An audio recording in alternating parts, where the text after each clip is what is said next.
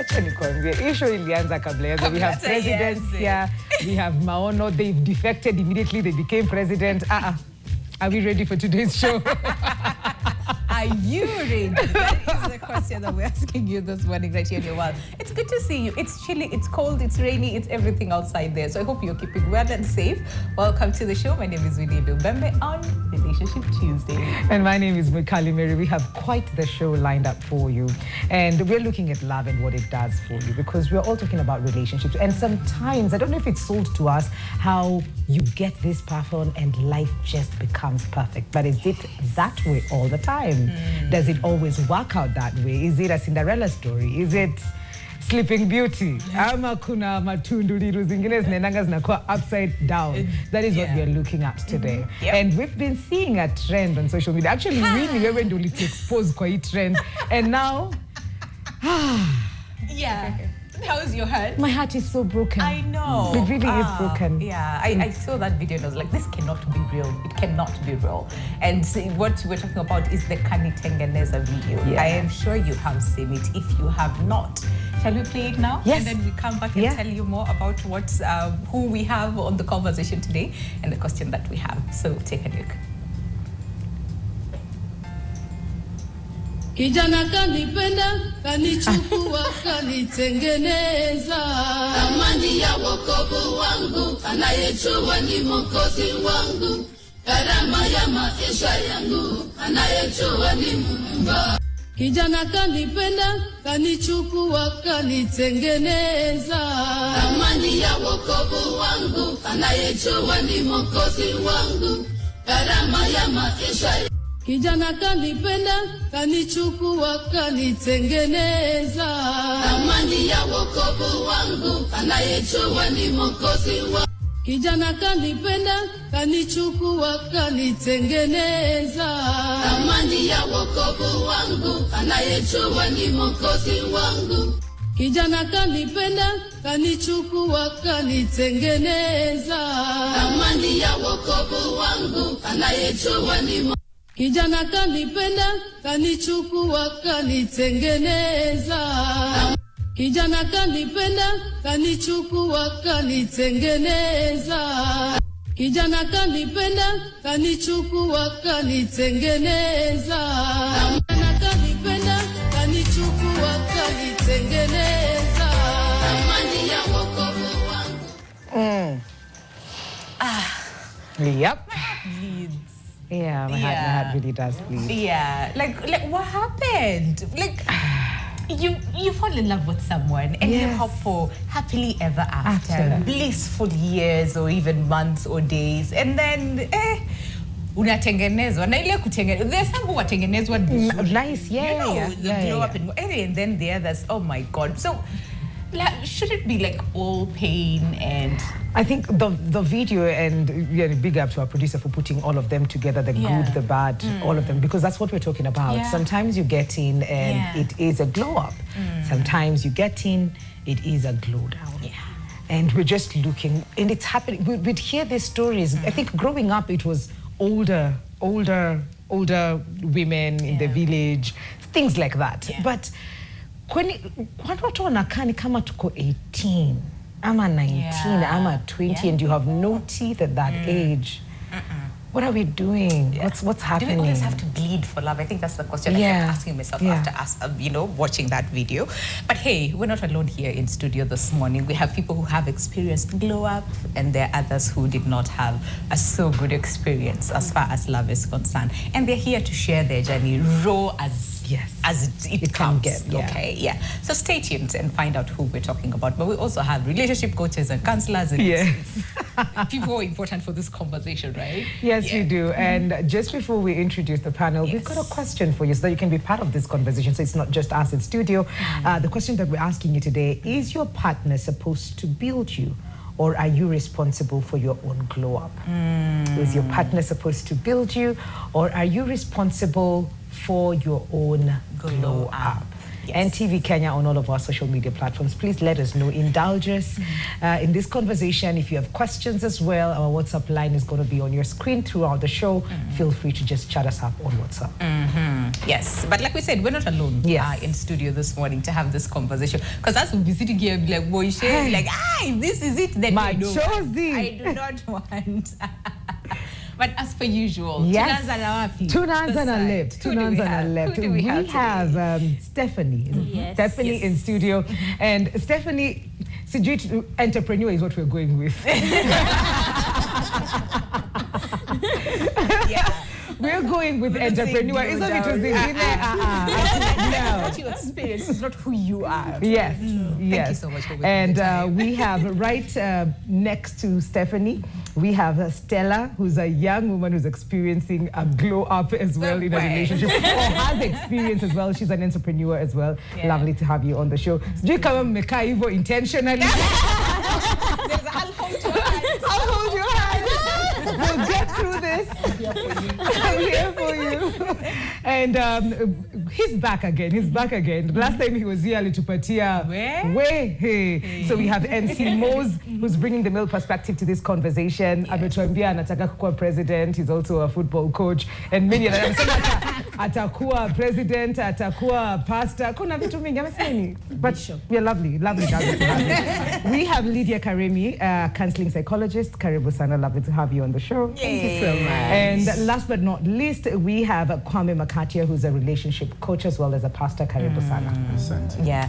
Do your panel. Hey, me, I just want to, like, watching that video. I don't know what space you're in at the moment, and the, and your heart and whatnot. Should we start with them and then professionals? I think so. I think that's a good place to start. Yeah. Stephanie, watching that video, and probably it's something that you have experienced, as well. Just let us know what triggered. Did it trigger you?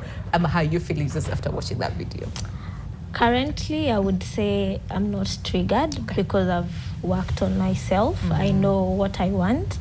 So I would want the ones who are affected to come on the other side and explore and just find good things on the other side instead of being broken and staying in a place that doesn't fill your cup. Yes. Is it as easy as you say it, Steph? It's not. Is it like just move to this other side?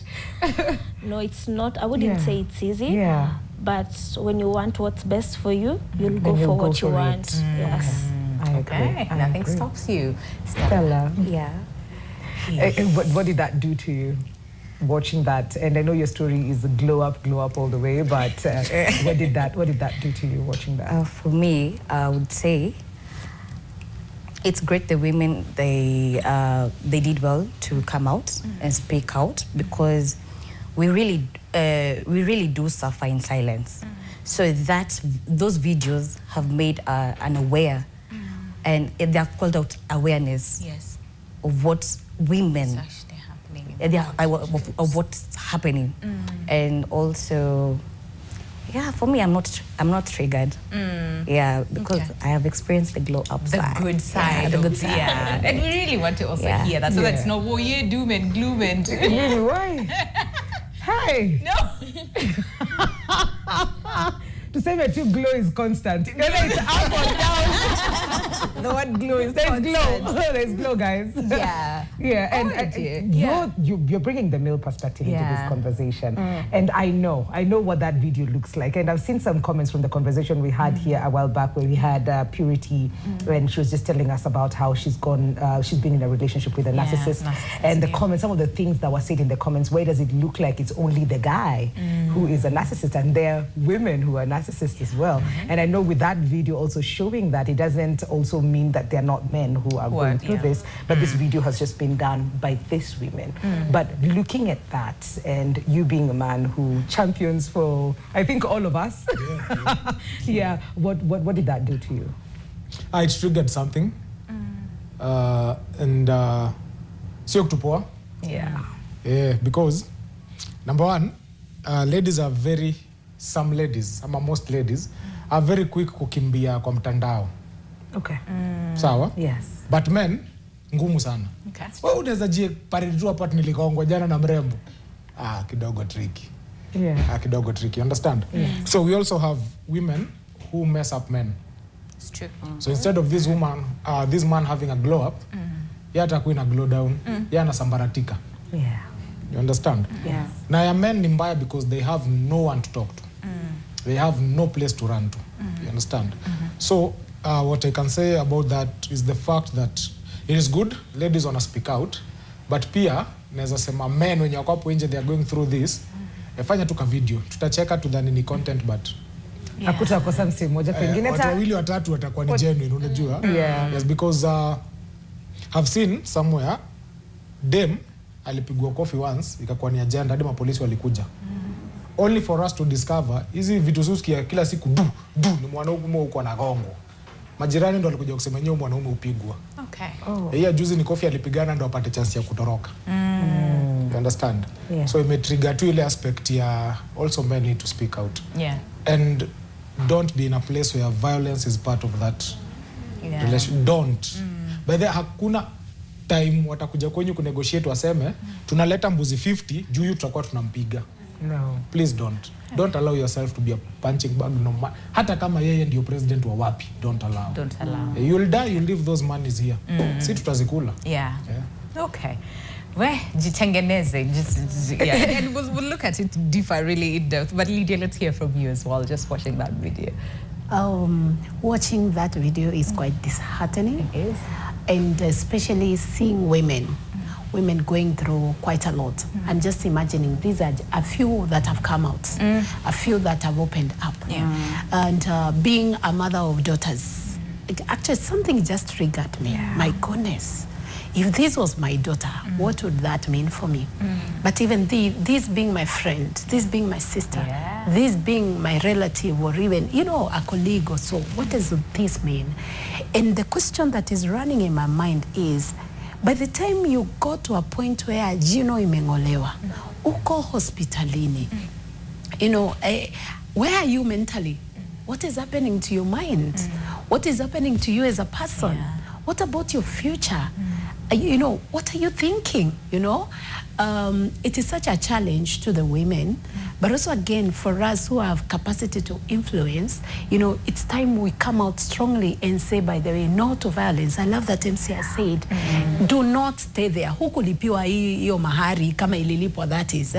So that you stick there and lose yourself completely. You are a soul. A woman is a soul. And even a man is a soul. Before someone is married or is in a relationship, they were. The Bible says that I knew you before you were formed in your mother's womb. So this means that God set you apart for a reason and for a purpose. So when you release this, when you allow this temple of God to be misused, to be mistreated, what are we telling God, the Creator? It is really, really disheartening, And it brings me back to why I wrote this book. I think this book is a blessing. I'm going to do series and series of Who Are You, Woman? Because by the time a woman gets into a relationship, they need to define who they really are. They need to define who is responsible of their lives, so that other people, the partners are not responsible for them. We take our personal responsibility.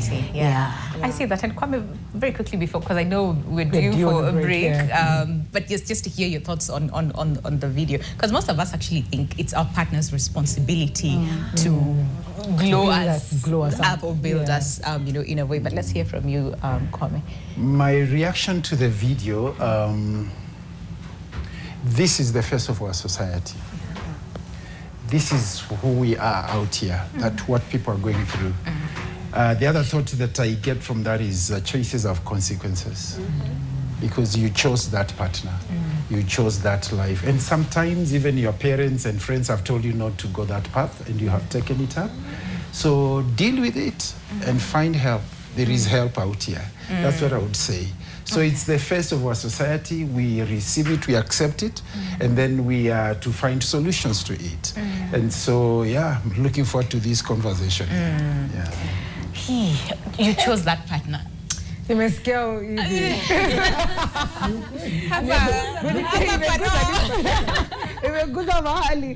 it's the truth. The reason they are there is because you said yes to them. And maybe sometimes we say yes, it's it's probably a situation where they're okay. Yeah. They're not looking, or they're not violent. They're just showing you lovey-dovey, and then they switch up on you. Yeah. But I know. we're just getting started. We're just getting started. And the question that we're asking you today is your partner supposed to build you, or are you responsible for your own glow up? Is your partner supposed to build you, or are you responsible for your own glow up? And TV Kenya on all of our social media platforms, please indulge us. Our WhatsApp line is also on your screens. So tuambie, tutumie maswali, share your story with us as well. Tuko na muda. Yes. Tutapitia na tutakusaidia kutafuta solutions. Yes. Yeah, we've got experts in the building, so don't go too far. We'll be right back after this break. Welcome back, welcome back. There's a full-on show. Hii debate inafaa ikuwe hivyo on air, kwa sababu my God. Tufanye aje? Tuirudishe, tu pull up. Tuta pull up mali tuliwachia. Kwa sababu tulimazia kwa Kwame. Hapo ndio tunaanzia. We're talking about glow up, glow downs in relationship, and this is based on the videos that are making rounds on social media that Kanitengeneza, where we're seeing what they look like before and what they look like when they were in a relationship with this guy. Some hawana meno, wengine they have babies, others are happy, wengine wako hospitali, wamewekwa hadi oxygen. So it's a mix of all of that. So we're asking, what is it that are you looking at your partner to build you up? That's the question of the day, right? Yes. So tricky question of the day.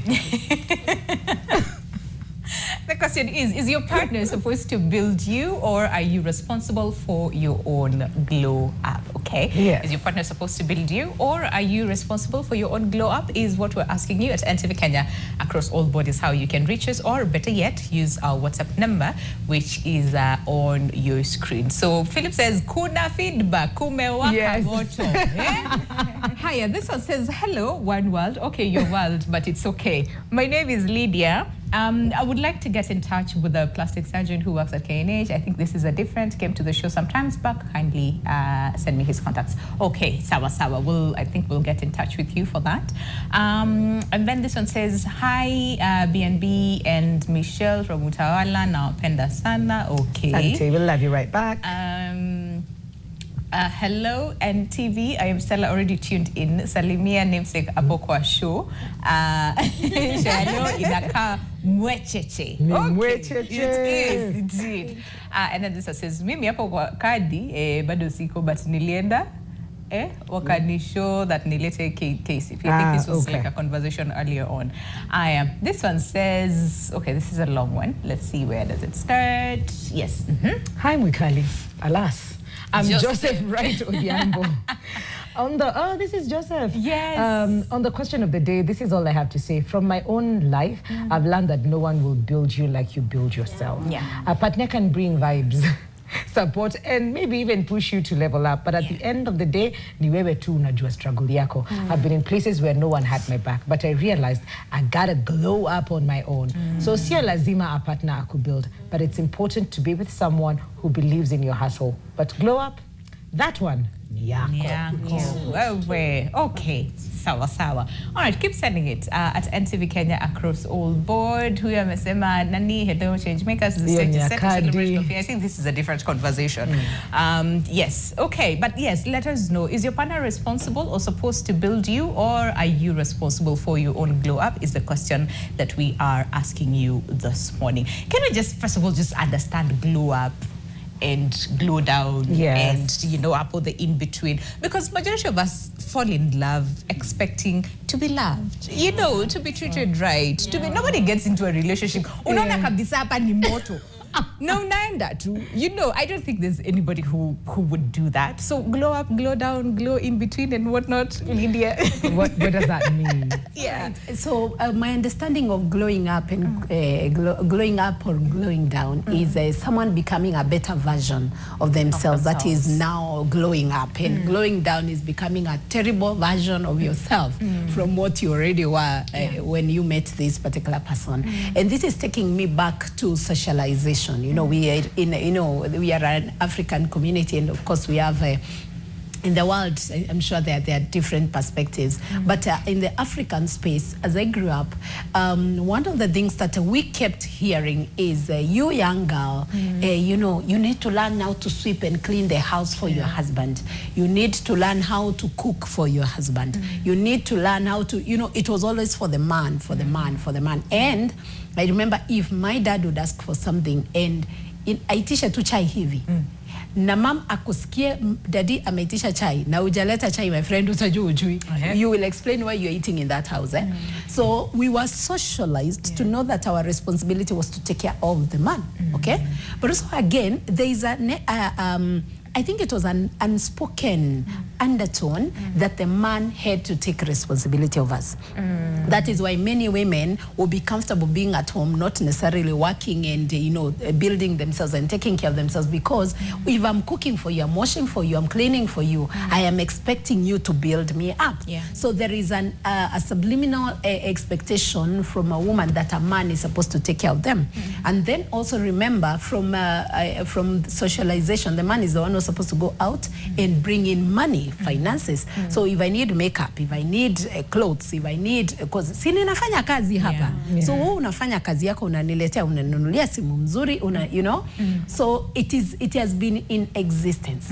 What maybe we did not know, or women were not taught as we were growing up, is that you also have a responsibility of towards yourself, to take care of your self-worth, and that your self-worth is not determined by the roles that you're doing. Okay, it has everything to do with your existence. You're not supposed to be apologetic for being in existence, right? So when you now get into the marriage, expecting to be, you know, tengenezwe, expecting that this man will love on you. You know, we watch soap operas and movies and we see how Alejandro loves Maria.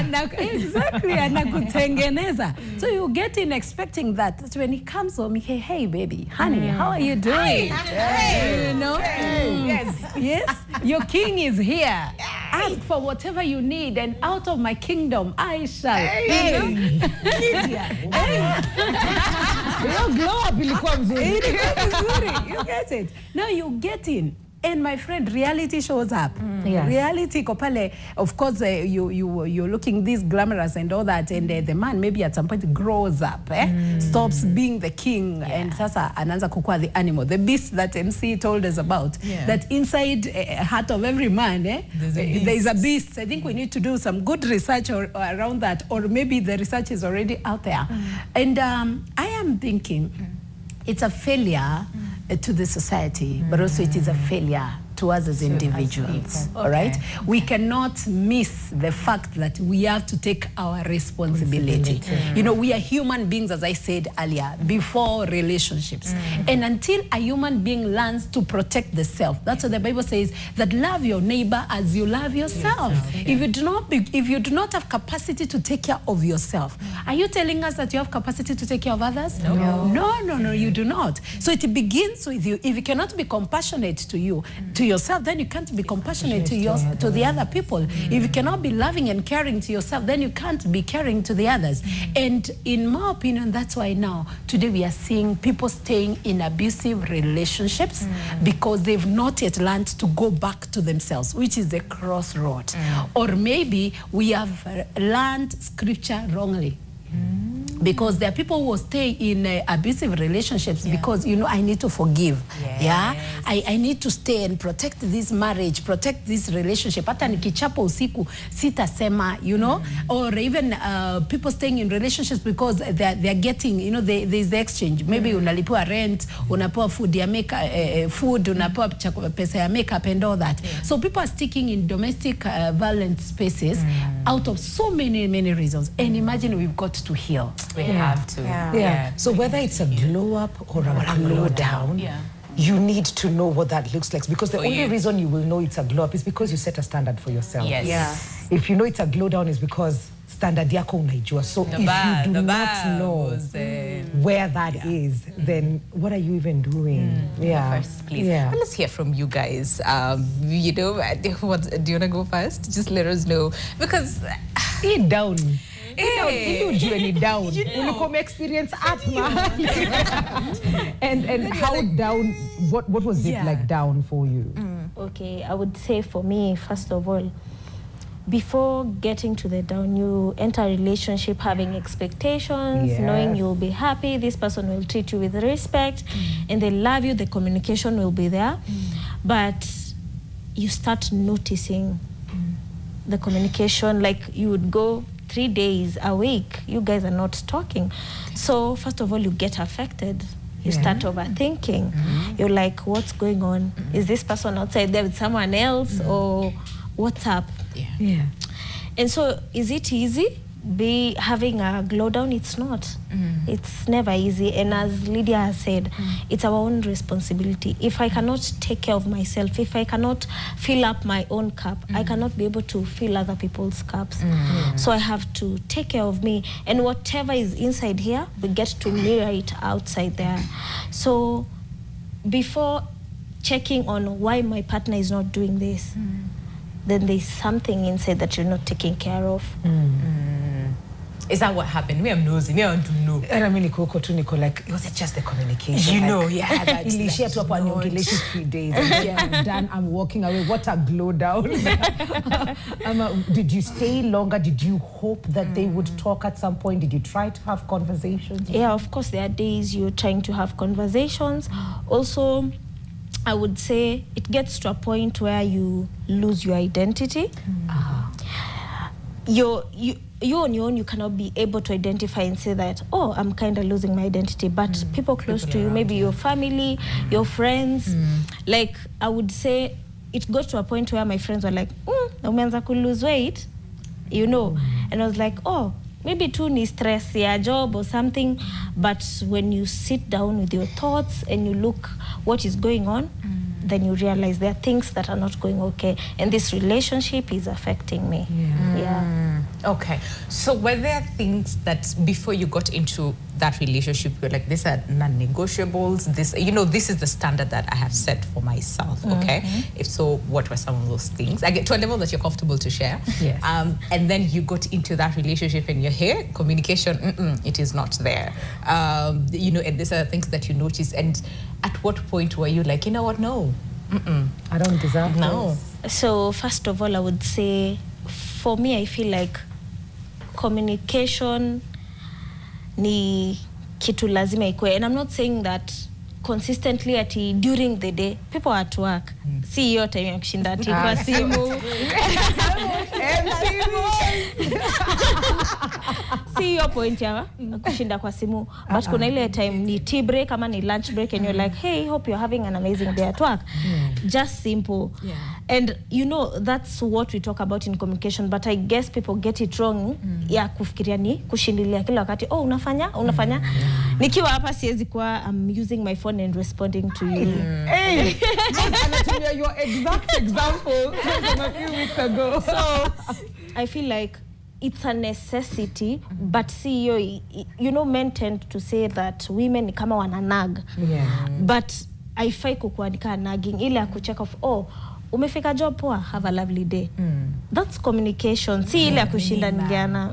Mbona hujanijibu text and nitumia 30 seconds hapo.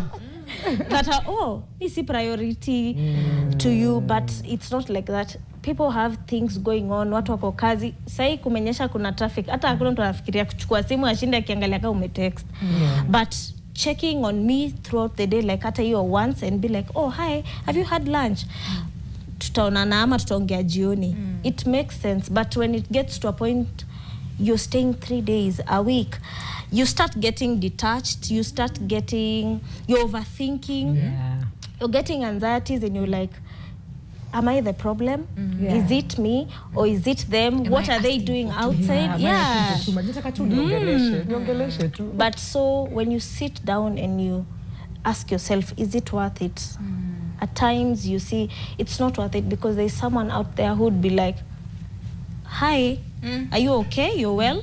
Have a lovely day. So go for the glow up. That's what I would say. What's that? Just give him to experience glow up. So communication was very important and you felt you did not get that in the relationship. True. Okay. Stella.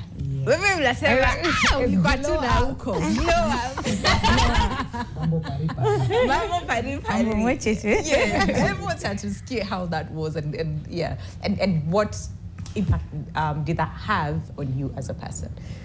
For me, it's from a relationship that I had. Okay.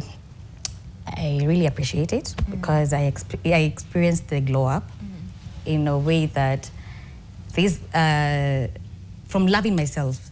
No, self-love. You just attract. You get to attract. You know. You are not attracting because.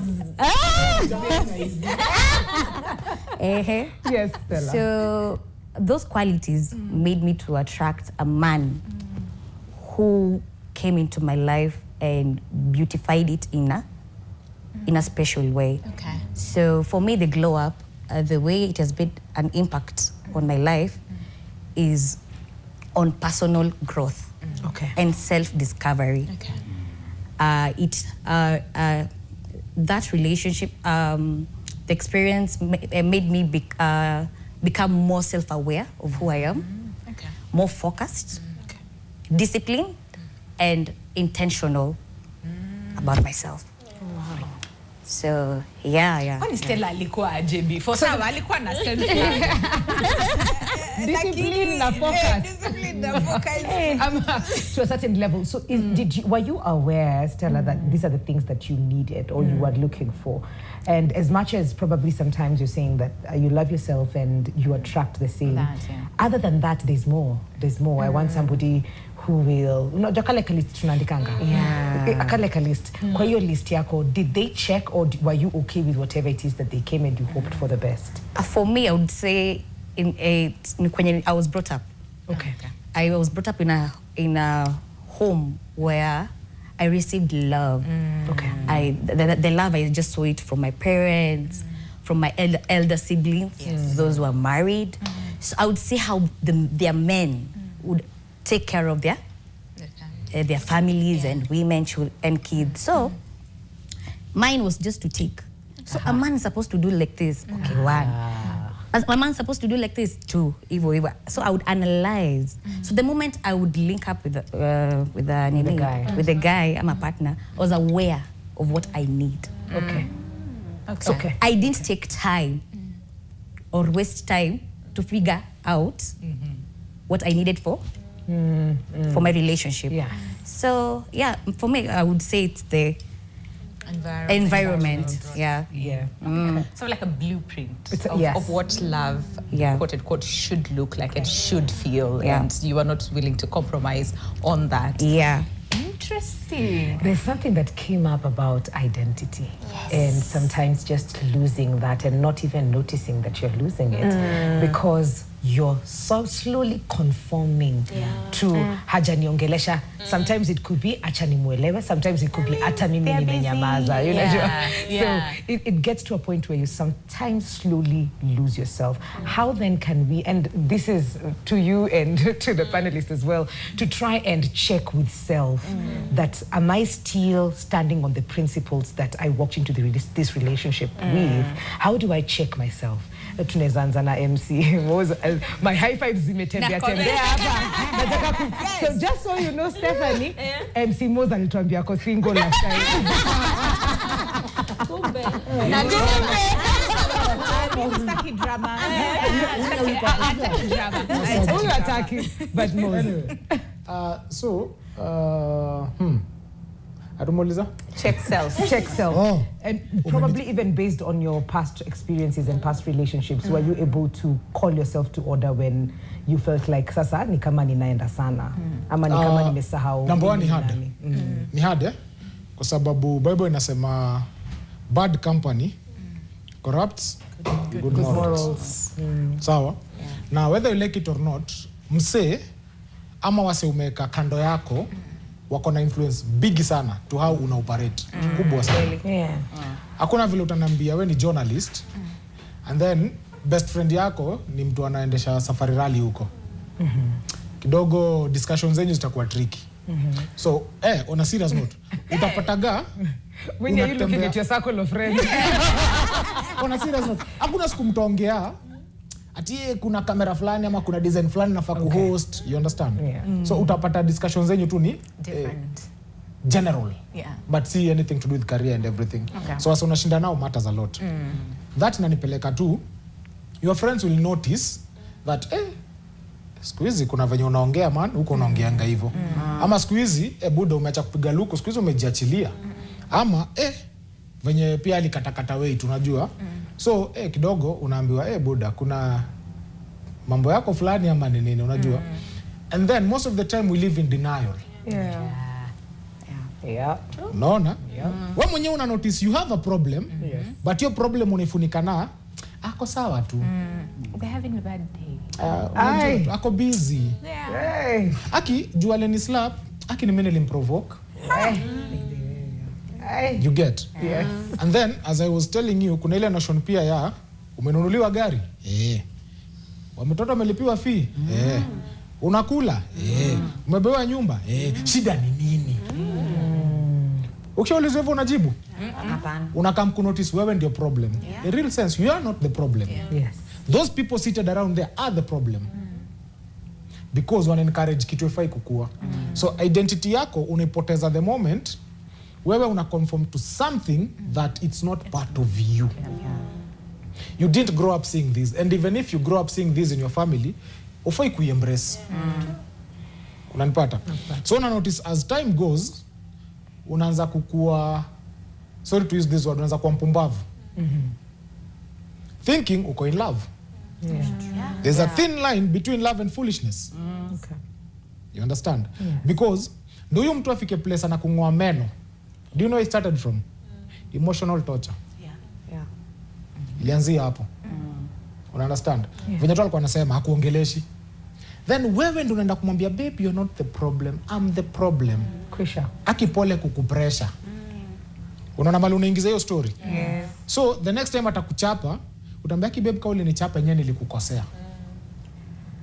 Roho yangu inavunjika at this point. You get? Because there is no man, and Pasi can attest to this, aliamka kachapa mtu. It started from somewhere. Hata ndio mzazi apige mtoto, inakuanga ulianza kuambiwa, wacha kucheza na hiyo kitu. Hauski. Wacha kucheza na hiyo kitu. My friend, daga mwisho utanyanyuliwa hapo very bad. You understand? So inaanzanga mahali. And since you unajifunika na ile aspect ya watu watasema nikitoka. Wazazi wangu watasema. Aki niache hizi vitu zote. Unaona? Aki mabeshte zangu tunaendaga nao sherehe watasema. Watu wachache watasema. Kwanza watu wa kanisa watasema nini? I've been there. And mimi nilinotice mabeshte zangu wananiambia buda, siku hizo umejiachilia jo. My friend, Mungu nipata na vumbi imefika huku nadhani nimetoka Kitengela mguu.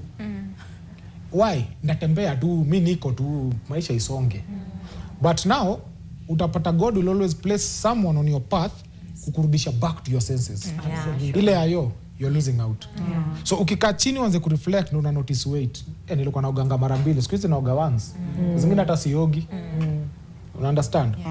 Nilikuwa siwezi compromise on this. Nowadays I compromise. Hapana.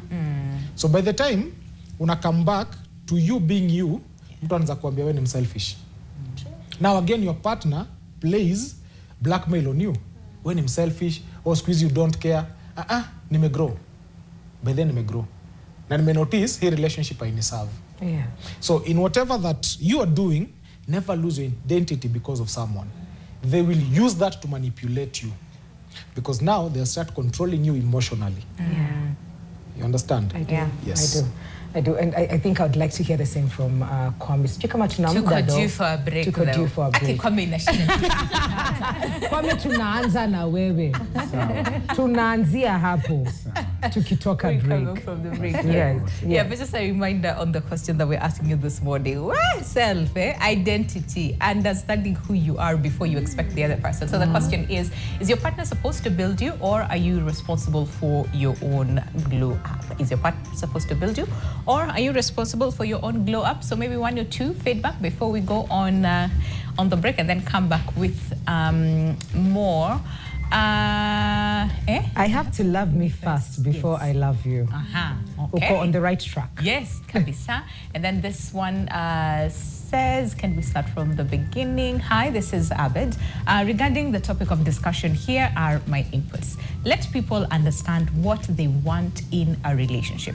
If as a woman you want to use a man, then dump him. Remember, consequences are there.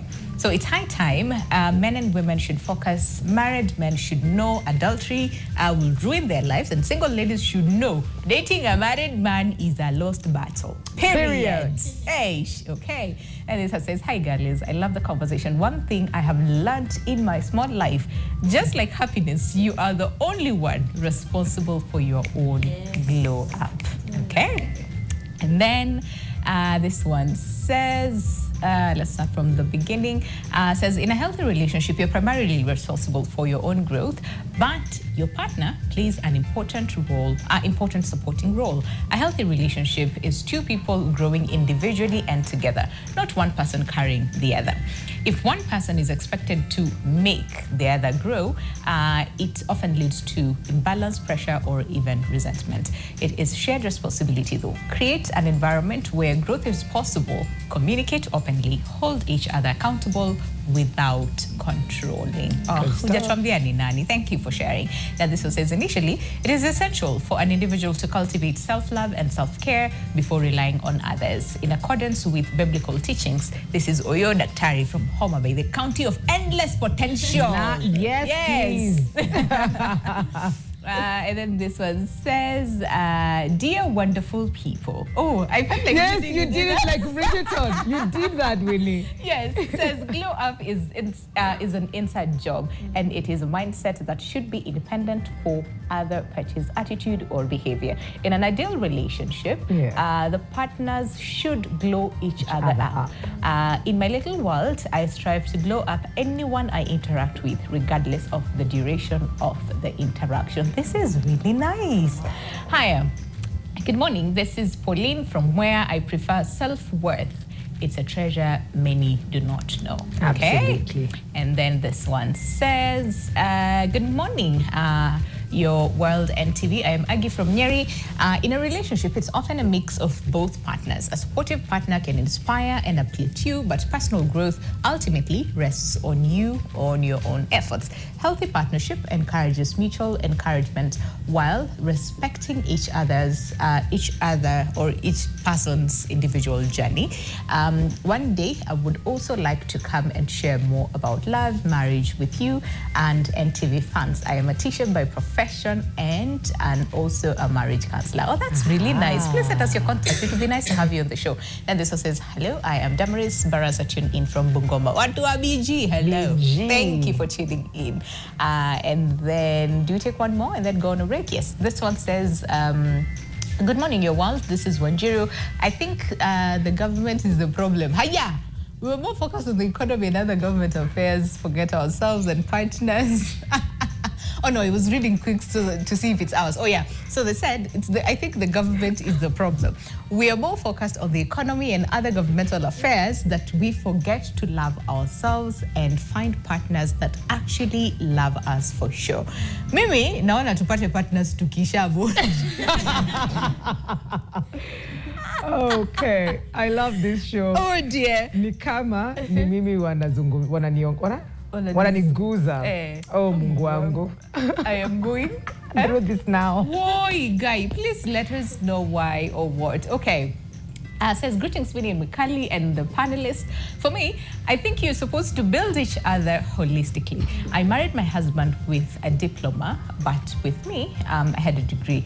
We have helped each other, and now he is a PhD holder.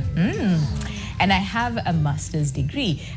Through our togetherness and our hard work, we have moved some steps in our lives. Winnie, I was struck down by stroke. Oof, my husband has been there for me. He is my best friend. Aki, for my medication, physiotherapy, food, niye. Oh, bless his heart. Bless his heart.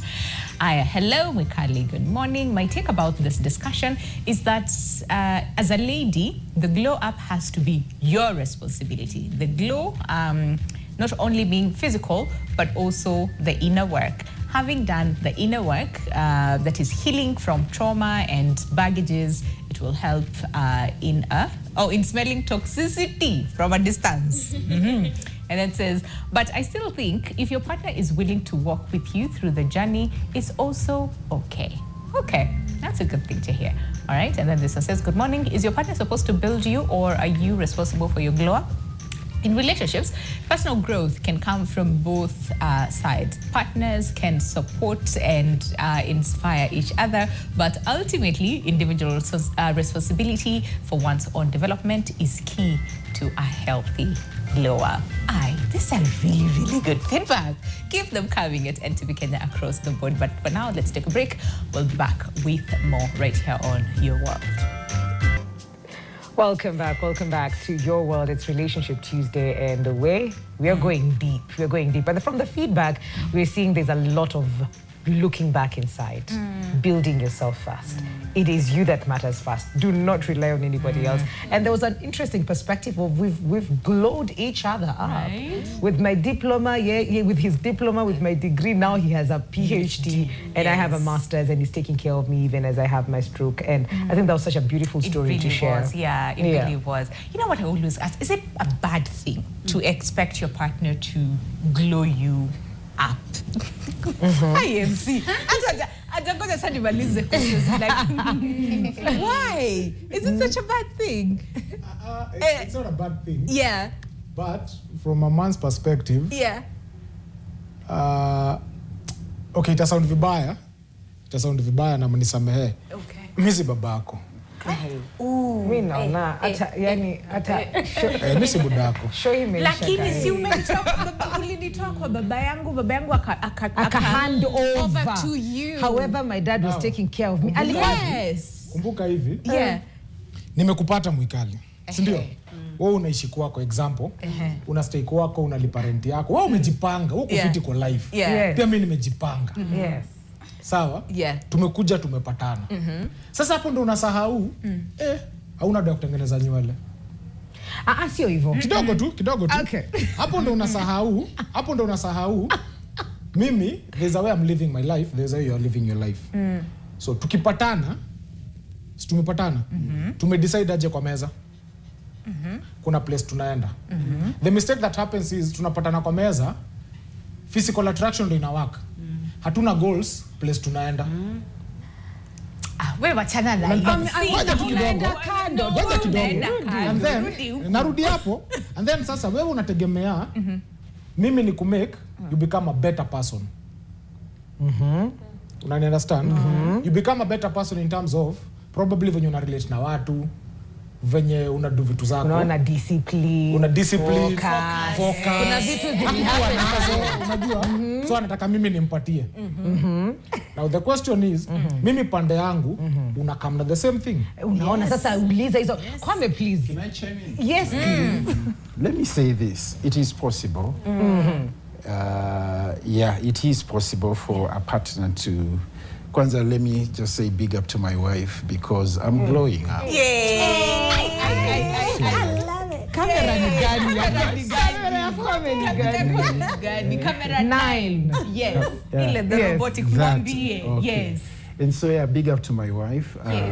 It is possible for one person, rather your partner, your wife or your husband, to glow you up. And it goes all the way in how you chose.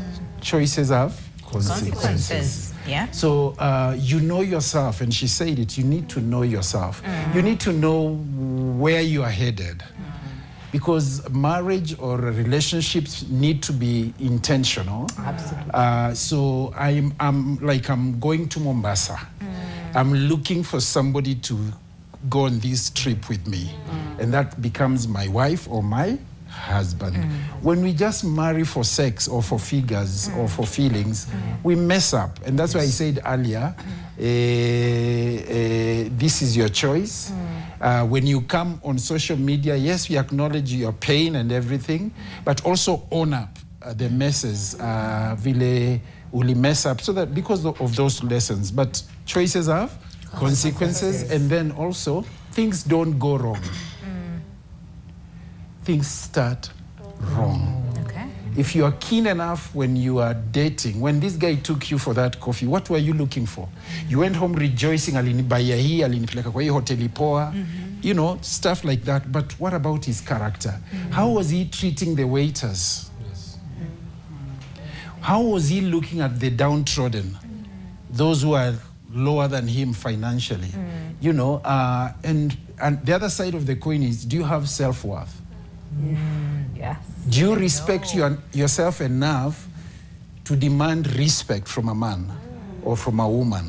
You know, or because kwenye mmesota sana unataka kuhepa njaa. You know, because this guy will take you from, I don't want to mention an estate, and take you to this estate.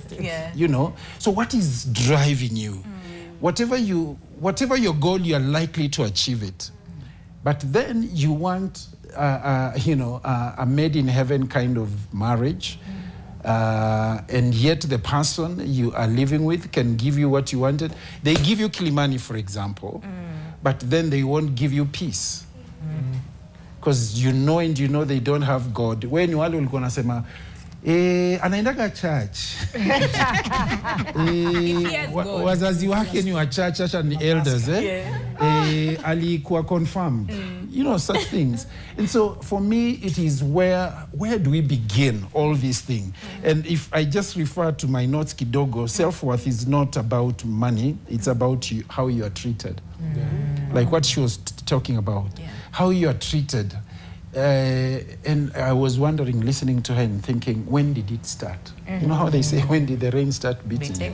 Because I'm assuming there was a time of dating. Yes. You know, you date, you meet this person, and then you move it up to intentional dating, where you're like, yeah, I think we can get married. And there are characteristics of this guy that I'm liking that can get us married. And then after that, you get married. Of course, challenges can still arise in the marriage, but you're looking at, I will not beg for attention. Because in your dating, if you're, for example, we want to meet at 3, and we plan to meet at 3 today, and I show up at 3 and you're not there today. By 3, nimechelewa, okay. Next date, the same. Another date, the same. And you are here busy saying, I met a good man. There's something wrong with you. Because then there are things that are telling you, this guy has other priorities other than you. Disrespect doesn't start in marriage, it starts out here. You know? And if you're keen enough, you can be able to see it. But the challenge is, most of us have not experienced love in our homes where respect has been given. You know, as she said, from our parents, from our siblings. So we don't know when we are being defiled, when we are being molested, when people are taking advantage of us. We don't know. Until now, it's too late in a marriage situation that, you know, we go down and it's too bad. I will not stay where I'm not valued. If you don't value our relationship, if you cannot show up for us, if it's Valentine's Day and you didn't show up, then ishiaga endaga kanyaga kubwa kubwa ukienda. As in, you can make up this thing up to before.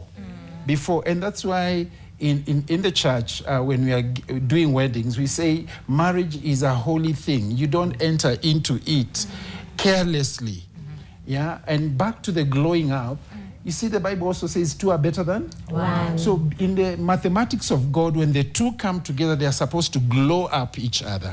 They are supposed to support each other. You become better. If your marriage or your relationship is pulling you down, then there's something wrong.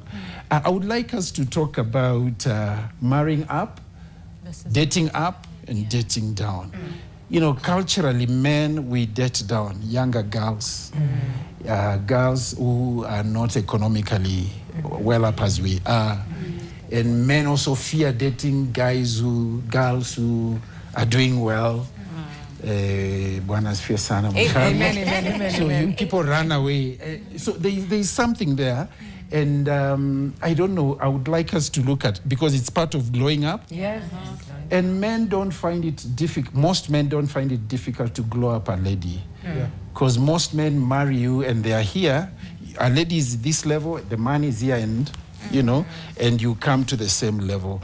But then there's the other part of, and this is a personal experience where when I was single, when I became single, a friend of mine approached me and told me, now, as you go into the dating field, look for somebody who can complement you. Look for somebody who can not complete you, but complement you, because you need to be complete. Yes. So somebody who can complement your purpose, you know, your giftings and stuff like that. And if they are down, you know, lower than you economically and stuff like that, well and good. If they are up there and it's a lady, they told me, Percy, you need to grow up and be able to tackle this. Because ultimately, you're not looking at what they have in terms of property, but you're looking at what they bring in terms of gelling together. What we call, is it chemistry? Or, because many people go for biology. You know what I mean? Chemistry, how we are coming together and how we are running with this thing. And I can tell you, many men struggle with marrying up. Dating up. And ladies have no issue, and I think that's the trap. Most ladies, because you're looking for a man who is at this level, but most of those guys, maybe a good number may not have character. So as you're going for the cars and the limelight, how is character? Because you want to upgrade to that level, but you know, what about your values? Because you will live by your values, not money. Atakubaya kila kitu nataka, lakini amekuchapa. You know, and your self-esteem has gone down. And so, for me, I want to support both. You know, you can upgrade, but what is the reason? What is the motive behind you going for this kind of a girl or this kind of a man? Let me pause there so that I can hear some thoughts from my colleagues. Changia whatever Percy anasema, ina straight back to venye amesema, as men, some men feel threatened. Again, tuna go back to the society. Venye tulikuwa nasema hapa last time, mbona wife yako anaendesha Prado, wewe unaendesha Vitz? You understand? So, when you're dating a lady ama you're dating a man, number one ni wewe binafsi, level yako, mali yuko. Mimi kama nakutaka Mwikali, wacha ni come to your level. Wacha nitie bidii ni come to that level. Una get? And you as my partner, pia unatia bidii kidogo kunivuta wapi? Pale mali niko. Ile if you are 3 steps, wacha nikuwe 2. You understand? But now the problem comes in, hizi issue zote ziko na root cause. Na root cause ni hapa mali tulianza kujuana. The way Percy said, tumeingia kwa hoteli. I once left a lady kwa hoteli. On a serious note, hautatukana waiter juu amechelewa kuleta chai. Si yeye anapika. Wacha tutembee, tutatoka. Si yeye anapika. Tunatembea tukienda? Anasema tutatoka tu. Nilimwambia nakamu. Baadaye nilimwambia nakamu. But hata umemsaidia aje? Like if you don't correct. Like it was not the first time she was doing that. Na nilikuwa nishamwambia changa kuongelesha watu vibaya. These people are going through pressure. Akona meza karibu 3 anafaa kuserve yeye mtu mmoja. And then there's a way to communicate. Oda yetu imechelewa. Mbona unampigia kelele? So mwambie tu aje tunakimbia mahali si ushughulike. You understand? So for me ina start from utareletaje na huyo makanga. Unaona? Utareletaje na huyo waiter. Because later nilikam kunotice, yes, alipigia yule mtu kelele. So inafika place pia mimi na notice hizo kelele zinakuja pande yangu.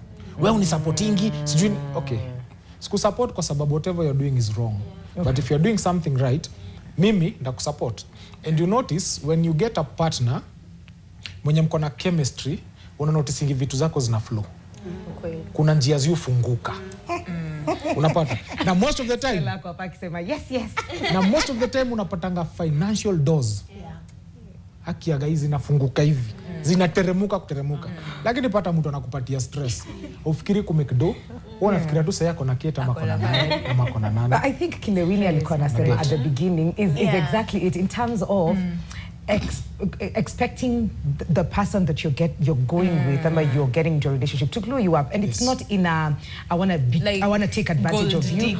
No, it's those ones for I want by the time na look back the journey we've walked. I have changed. I have more ambition. Yeah. Now I am doing PhD. You know, I have, you know, those other things as well. Yeah. Yes, Karen. I think there's nothing wrong with having an expectation on your partner. Yes. Because in real sense, why are you getting into a relationship with this person if it's not to build one another? Okay? So the expectation is okay. However, the levels of expectations are very important. Okay. Because Hapo ndio we need to ambia levels zako. levels ndio ziko na shida. Sababu there's someone you're expecting your partner to come and rescue you. As Pasia said, umetoka kwa familia iko na shida mingi sana. Unataka sasa arudi kwenu, awajengea nyumba, take care of the parents, you know all that. Or hata wewe mwenyewe you're so broken inside. You want this person to come and fix you. Like save you know, you. Aku validate, aku affirm, aku build, you know. So the levels of expectations are the problem. And there's a scripture that I love that says, "Cursed is a man who puts his trust in another man." Cursed. Laana iko kwa binadamu ambaye anamtumainia binadamu mwingine. And I think that scripture has really helped me to reduce my expectations on my friends, on the people around me. And I look at what is within my control. What is within my control is to take care of my thoughts, or my feelings, of my, you know, my desires, my choices and decisions. And also what is within my control is to be a blessing to my partner, to build them. I can only, you know, support them. I can only help them, okay? They are the ones who decide how much and how far they can help me. So expectations have no problem. But now you are, as an individual, you have a responsibility to establish your boundaries, follow them up, follow through. You have a responsibility to fight, to check, you know, in Tango checkers, abuse checkers. If it is financial abuse, it's emotional abuse, it's physical abuse, you know, check it and then make the decision. Be assertive. No, this is not for me. I do not want this one, okay? And also check what your purpose is. What is your calling as an individual? Because people who are not living in their purpose, who are not in their calling, most of the time live a very unfulfilled life, and therefore wanakuanga na void, inaitisha validation from all over. But if you're walking in your identity with God, walking in your calling, you'll be so happy from deep inside, and therefore utajipata hata frequency yenye una vibration yenye unaachilia, you are attracting the like-minded people, okay? And also you're able to you know what to stand up for. I think I've shared it before that I got married at a very early age. And by then, I honestly didn't know what my boundaries were. I didn't know what I wanted for my kid. Na mpaka sasa inajaribingi kurudi those days, what was I thinking, you know? And then now later on, after the prefrontal cortex imesha grow, sasa ninajielewa, nime realize by there I'm gifted. I'm a people person. I'm a problem solver. I love helping people fix their issues and their lives, and even find healing. That is how now I stepped into my calling. Let me tell you, today I'm so happy. I'm a happy girl. With or without money, I am a happy girl, and I'm contented. And I think this is what everyone needs to experience. Absolutely. Yes. And even aim for, really, when you look at love and whatnot. So you said, you cannot go silent on me for like 3 days, 1 weekend, all those things, and expect us to be together. At what point were you like, you know what? No, this is it. I am out. And what was that period of making that decision, even deciding to, you know, get out of this relationship because it's not serving you? Because you've invested love, emotions, time. You know, time and all those things into this relationship. Yeah, so for me, until it got to that point, you know, you've tried so many times, like the communication, iko haiko, you're still there, you're still hoping. So one thing I learned before I made out the decision to move out of the relationship is don't hope, deal with what is given at that moment. Kama haiko, accept it haiko and get out. You know, most times we deal with potential. Itafanyika. I hope ata change. But no, if it's not there, it's not there. Accept it. And it's not easy to accept, because you sit and you ask yourself, sanda enda nianzane na mtu mwingine, anze kukuliza nianze kujua na kasirika aje. Nianze kujua ana handle issues aje, attachment style yake iko aje. Is he a gifter? Ni mtu wa physical touch, ni mtu wa nini? So but again, you sit and you ask yourself, is it worth it? Kushindanga ume go through emotional drainage. You're having anxiety, you're overthinking. when you're in the house, like, you're blaming people. Mtu akikuuliza kitu hutaki kuulizwa, uko na hasira zenye si hao watu wamekupea. Ni hasira za relationship. So it got to a point and I asked myself, is it worth it? I don't think it's worth it. There are so many people out there. And one thing people have not yet learned is that by sticking there, you're not helping yourself. But when you get out, and as Lydia has said, when you have that self-worth, you get to attract what you want. You sit down and you, by the way, when you reflect back and you sit down and you're like, hey, nili compromise, zingine hata sifai ku compromise anymore. But when you learn, when you know better, you do better. Niko curious kidogo tu. This is just starter. Ukisikia utajibu is fine. But when you ended things, did they come back, those ones for begging, now they will do better? I know better. I know better. I will do everything you have said. Yeah, the signs were there, like anarusha hints and everything. But I guess one thing with me, I'm like, if I'm done, like, you had the time. Yes. That time when I was contemplating, umekuja umeongea once, disappear, that was time I was giving you to come and make it right. But ukirudi, after I'm gone, I'm gone. Yeah. I don't have time to linger on because I wasted time waiting and thinking, oh, atakuja tu. So, but after I'm gone, I don't think even the relationships I've experienced before, I've gone back.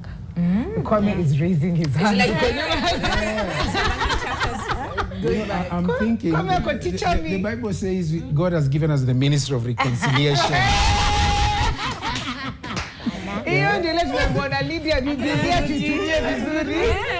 But I think it all depends, because a good partner is a partner who is on their journey of self-knowledge, knowing themselves, and knowing that they have some bad days and there are some bad character traits that if not checked, they can hurt somebody. Even if you have offended me, I have no right to abuse you physically and to harm you. There are better ways of dealing with that. But because we have been raised in a society that reacts in a certain way, then we end up doing that. Maybe we saw our fathers beat up our mothers. We saw our brothers beat up their wives, or our uncles beat up, so we want to be violent. But that is not acceptable at all. May God help men and women to get out of that. But I think if you get a man, nobody's perfect. Neither I am not perfect, she's not perfect. We need, when I do something that is wrong, I need her to come and tell me, you did this and this is not acceptable. And I need to be at a place whereby I'm sorry, thank you for pointing this out. I want to grow in it. Please help me. It is my struggle. Maybe it's out of trauma. It's out of my past. A place of accepting, because we can grow together. The beautiful wedding or marriages we look at nowadays are not there because they were born perfect. People have worked on themselves. They go for therapy and they talk. They have date nights. Every week they meet just to say, hey, how did I turn up this week? Is there a way I hurt you? Is there a way I let you down? If you can have those conversations, you can have a beautiful, beautiful relationship. It's not perfect. Mtagwarana hapa na hapa. Ndio Mungu awafundishe kusameheana. You get, because there's a place of forgiving each other, and there's a place of reconciliation. There's a place we cannot then just be taking off. Juu uta take off sana. Utabaki umefika 70 na bado na take off. You know.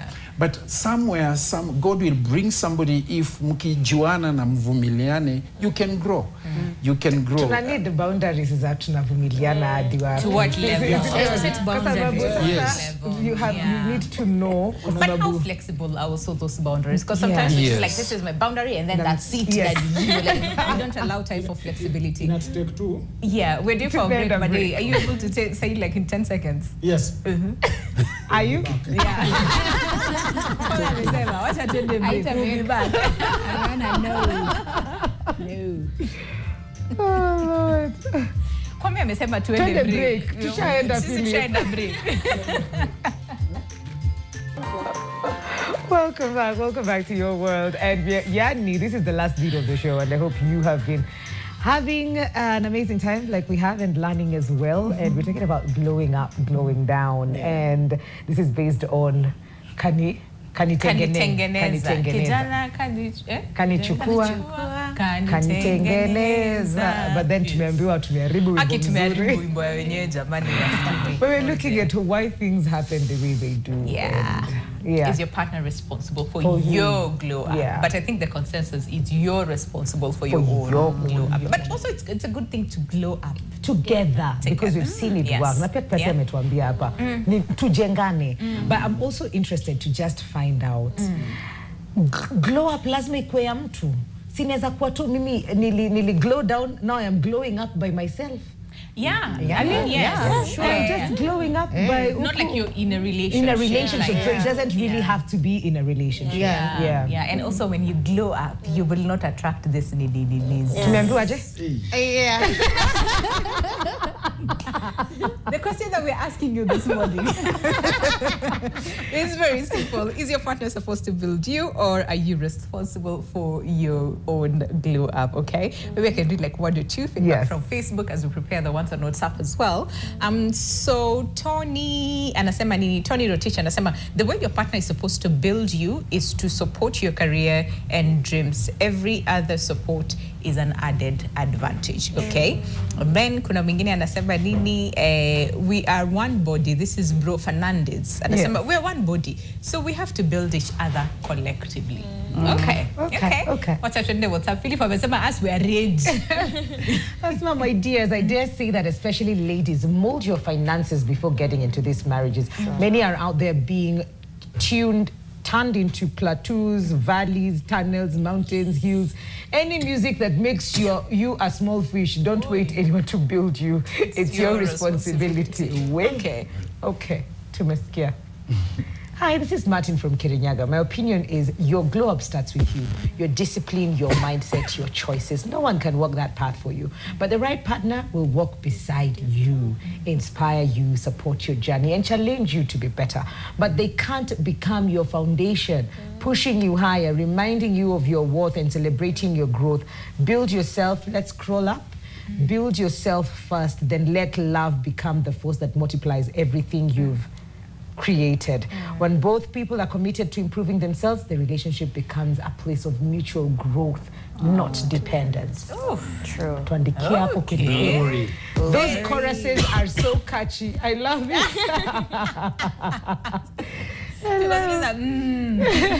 Good morning, Wikali Javeni. Derek from Mauritius, Winnie, we made it. We made it. According to the topic of discussion, I would say a healthy relationship is 2 people building themselves while also supporting each other's growth. Your partner is not supposed to create your glow up, but the right partner can definitely help you become a better version of yourself. To scroll down to see what they continue to say. For your personal glow up, you're responsible for your mindset, your goals, your discipline, your healing, your success. Yani hadi your healing iko hapo. And your right partner should encourage you when you feel weak, motivate you to do better, support your dreams, bring peace, not stress, and inspire you to level up. Period. Hey, okay. Hey. And and Pasi, character is a must. Nayo. Okay. And then it says, hello, this is Kevin. I think the problem is that most ladies wakitaka tu upgrade the man they want to dominate us, which as a man tuta feel threatened, and we are men bana tuna dominate. Okay. Good morning, guys. I quit marriage because the guy I was dating was just guy. It took me to show up. The parents agreed, did the required. The moment I have settled, I had a job, nikasema nimfungulie biashara ndio tusaidiane. Nikachukua loan 50k. I added cash 30k to make it 80. Kumbe jamaa alikuwa ameoa. He had a side chick that was engineer's wife. He was got and arrested, so I quit. Till date, I'm alone with my twins. They're now in grade 9. Maisha inaendelea. Alitengenezwa huyo. Hey, you are ultimately in charge of your own growth, but a supportive partner can inspire and motivate you along the way. Okay, this is Castro. Thank you, Castro. And then do you have another one? We could go through Facebook. There's someone who anasema hizi vitu za glow up. Can we go to that comment? Yeah, can we just where the cursor is? Yes. There. Says hizi vitu za glow up needs patience.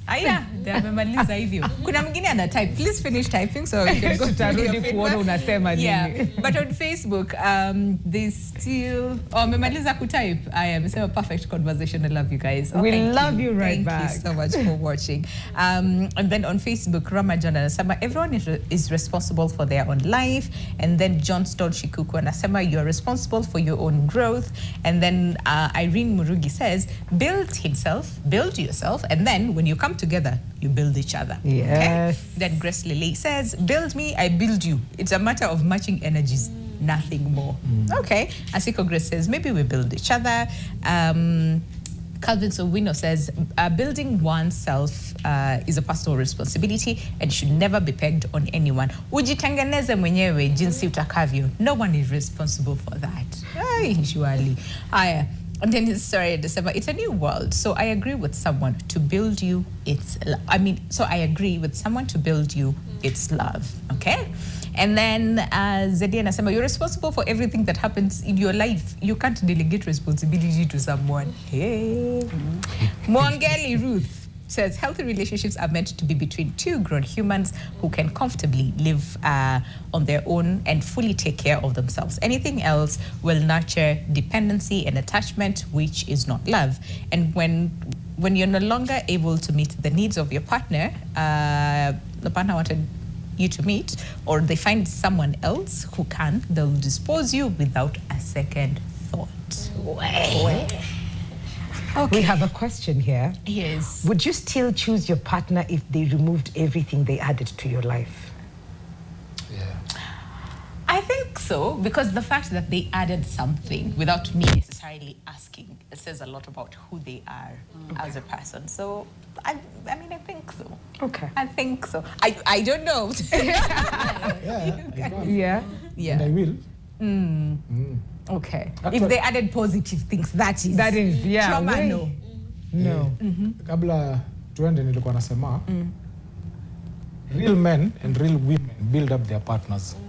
Boys and girls don't. Okay. You might be dating someone or married to a boy or a girl, thinking you're married to a man or a woman. Why? As I'm building you, I'm thinking about our future. Watoto wetu wanakuja. If in case leo Mungu amue niondoke, wanabakiaje? Okay. You understand? Yes. So every man will always want to see their woman growing up. Okay. Every man. Trust you me. Every man. Hakuna kitu poa kama kukuwa na mrembo wallpaper. Hakuna kitu tamu. Hey. That's a new one. Kukuwa na demo wallpaper. Like what demo unaweza ingia naye kila mahali na ufeel boss wamemnotice. Hiyo kitu inaweza. Okay. Inaweza. Trust you me. Yeah. There are people who are dating people waezi toka nao nje. That's true. Hawaezi. That's true. Babe, tumeitwa harusi, wewe fika na kama. But kuna ule, take your time. Mama, take Lazima your time. tuingie pamoja. Lazima, you understand? Yes. Kwa sababu, wewe hakuna kitu umefanya kwa huyu mwanamke, ukuwe proud of yeye. Okay. Una get? Yeah. But when you build your partner, pasi, maybe, sometimes unaenda kutoka, and then your wife is like, Ako Coca-Cola. Hiyo luku ya leo. Aziendani. Hizo colors. Babe, come. Anakupiga hapo suti yako polite. Kuna mtu unatokanga hivi anakuangalia. Sawa babe. Amejifunika. You understand? Yeah. So every real man in love will always want to to glow up their partners. Okay. I actually Naturally. want to support this. Yes. There's a scripture that says that where your treasure is, There is your your heart. heart. Is there. Yeah. So where a man has invested, he will be proud of that thing. So I think it's also a good thing to look at as a man. That is for the men out here. What are you investing in this woman? If you invest in her, then you're going to enjoy and you're going to be proud of going out around. Na kumbuke Bible inasema a man shall live together with his wife. They shall become. Okay. Then the same Bible says, whoever finds a wife. Haisemi whoever finds a husband. So the thing is, we're supposed to just be found, guys. Like, just Yes. look for us. And in finding, on a serious note, in finding, there is searching. And then, inamaliza nasema, and finds and obtains, finds a good thing and obtains favor. You understand? Yeah. So tuanze kuchambua hii kitu kwa dakika tu moja. Whoever finds. So umesearch. Yes. Sawa? So unasearchaje? Umepiga kahawa.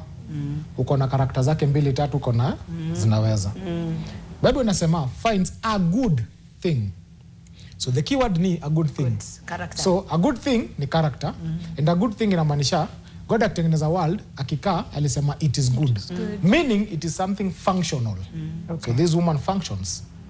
And then inasema you obtain favor from God. So this woman comes with favor. So women are favor carriers. That's why tunasema when you treat her well, kuna milango tu zako ziufunguka automatically bila wewe kujua. Unaanza kusema tangu nianze kudate dem, vitu zangu manze zina flow. Kwa nini? Juu ameongea juu ya scriptures, niingililia hapo. Stella uko na mapoints pia. Yes. So it says he who finds a wife, Yes. not a girl. Yes. Hey, yo. This thing of wife material. So we need, as we wait to be found, you know, as na hiyo material iliisha siku hizi kwa soko. Haziko mob sana. So, I don't Nairobi textiles. so the thing is, as you wait to be found Mwikali, Yes. are you growing up into being a wife? You find them. And especially this new generation, who is a wife? And because also we want to be wives and to be wived, but are we, what is our description of marriage? We want Christian marriages, or according to the Bible, how the Bible describes, but we are not submitted to that Christ. Yeah.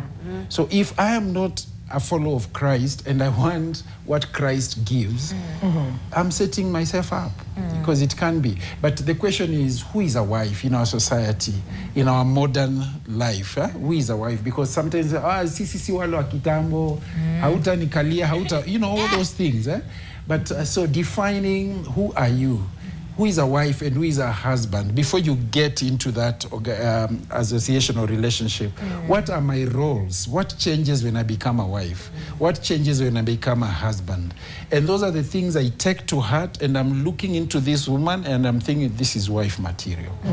She'll be a good wife to me, based on what I believe the roles of a wife in somebody's life. And vice versa, the role of a husband in. So, but most of the time, it's like you'll never go to a university to start a course that you have not checked. Yeah. And I'm picking this course so that I become a doctor. Yeah. But we enter into marriages for, you know, isn't it a sleepover? You go for a sleepover, and then it becomes a what? Everything. And you want things to it doesn't go that way, guys. Yes. We have to approach it with I think understanding. Another thing, this new generation, hallelujah, soft life. Yes. Tunataka soft life. Very soft. Please and thank you. So you don't struggle in your love life. Utaki mse hata kupiga struggle more, you know. But the question is, at what is the question? The question is, yes, you want the soft life, but at what are the risks you're putting yourself into as you look for that soft life? Because unajitia kitanzi wewe mwenyewe as you pursue. It's possible. A good number of guys, I prefer you get somebody you build together. Okay. You grow together. Kuna kitu ilisemwa hapa.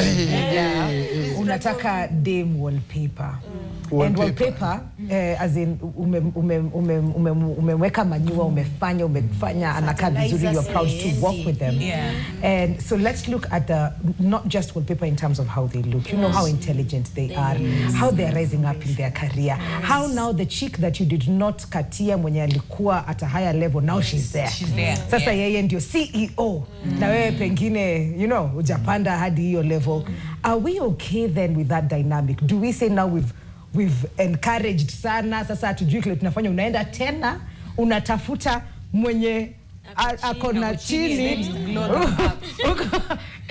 Can I say something into that? Yes. Most of the time, the character traits you want for a husband or a woman, they are not in the package that you would appreciate. I don't know if I'm making Tafadhali sense. naomba uongee na fafanua. Wacha nifafanue kifafanuzi. As in, these men are physiological. So there's the kind of shape, there's the kind of girl height, you know, that you would be attracted to. But I'm just throwing in caution because some of those guys in those shapes may not carry the wife characteristics that you can live with. Okay. And vice versa. The tall, dark, lovely, handsome guys may not carry the characteristics that you're looking for to sustain a relationship and a marriage. Yeah. So we need to be very careful. I'm just throwing in. As we look for the wolf, because they are called trophy. Trophy wives. Trophy wives. Yeah. But at what expense? Maybe she doesn't have the character to interact with you, or to raise your kids the way you would want, or to agree. Then I wanted to add this. In a relationship, is this person, are you able, you're coming in with your personal dream. They have their personal dreams. Are you able to collapse it and come up with one dream? So that ukienda kuhustle huku na akienda huku, whatever you're coming, you're building, because that is what will bring you together. One dream, you start to pursue it. But if you are coming in to be upgraded, after upelekwe spa, you are uko kwa TikTok, you're saying uko upgraded, this guy has their personal dream after sex. You realize there's nothing else you can talk with this chick or this man.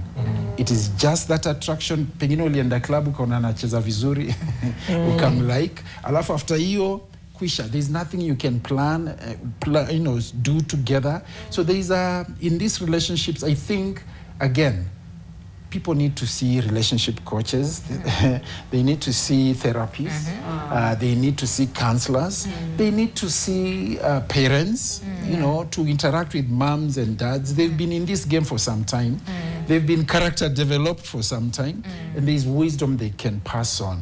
So that we are not rushing in and making mistakes that my grandfather made or my mother made. We can, you know, come tunaweza learn. Because people are good. We mean well. There are good men out here. There are good girls out here. Tunakubaliana hadi hapo.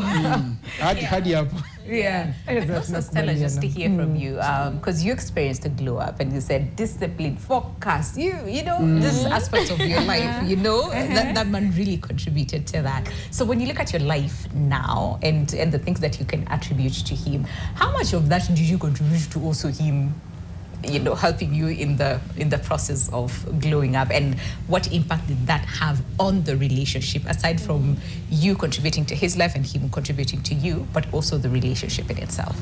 So, for me, as we're told, that a man, men are initiators.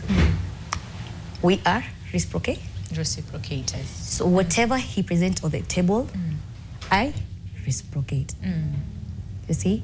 So if he provides me with safety, security, I return it back to him in a way that he's in a position to find a safe space to express himself. Like I am a home to him, you see? So what I believe, men should, both men, men should lead with love. Men should protect with purpose, and provide with power. Women lead with love. Protect with purpose. Yeah. Uh-huh. And provide with power. Okay. So for us women, we need to reciprocate back what is being poured to us. Yes. So when we come together, we become one team. And that's where we get to lift up each other. Yes. And that's where growth is seen. Yeah. And that's where I can let me redefine love in a healthier way. A glow up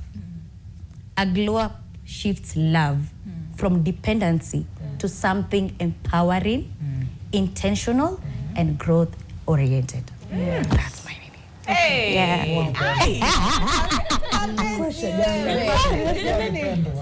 Sana. Andika poem. Ngoja tu mtajua. There will be signs. Who's the lucky guy? Credits to him. He knows himself. I'm not sharing with the world.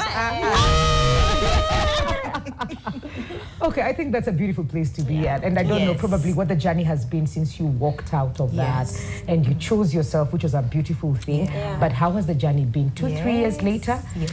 To Kalist, can it change?